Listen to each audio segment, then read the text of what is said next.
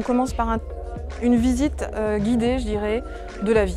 En fait, on rappelle que pendant longtemps, l'homme s'est considéré au-dessus des autres espèces. Et il a d'ailleurs représenté cette vision sous différentes formes, des arbres, des échelles, il était toujours en haut, ou alors cette fameuse ligne avec le singe à gauche, l'homme à droite.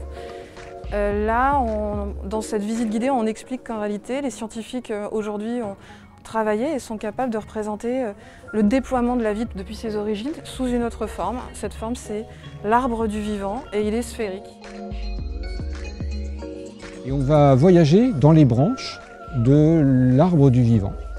L'arbre du vivant qui va nous dire qui partage quoi avec qui, quelle espèce partage quel organe avec quelle autre espèce, depuis quand, il y a les dates, sur les branches communes il y a les dates, et puis quand on va de la périphérie de cet arbre taillé en sphère vers le centre, eh bien, on va du présent vers le passé. Les espèces sont en périphérie parce qu'elles sont contemporaines, elles datent d'aujourd'hui, et en reculant vers le centre de la sphère, les relations d'apparentement se dessinent et on va jusqu'au centre, c'est-à-dire l'origine de la vie, à moins 3,8 milliards d'années.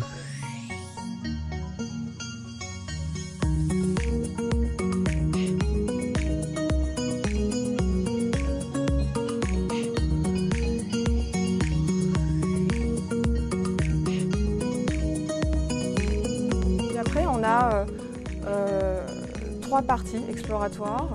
Une partie d'exploration libre de l'arbre, dans laquelle le visiteur peut s'immerger et cliquer soit sur les espèces qui sont à la surface de l'arbre, donc espèces contemporaines, soit cliquer sur les espèces à l'intérieur.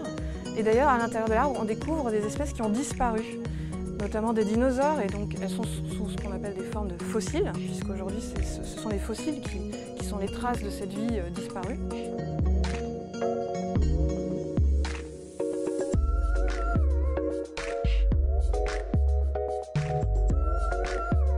J'ai eu raison, le saumon rouge est plus proche parent de l'homme que du requin. On fournit 15 triplets surprises. Il y a un triplet où il y a un saumon, un requin et un homme. On demande au public, d'après vous, lesquels deux d'entre les trois sont les plus proches entre eux, sur le plan généalogique, hein, on parle d'apparentement. Eh bien, peut-être que le public serait incité, d'où le terme triplet surprise, il serait incité à cliquer sur le saumon et le requin proches entre eux, et en fait non.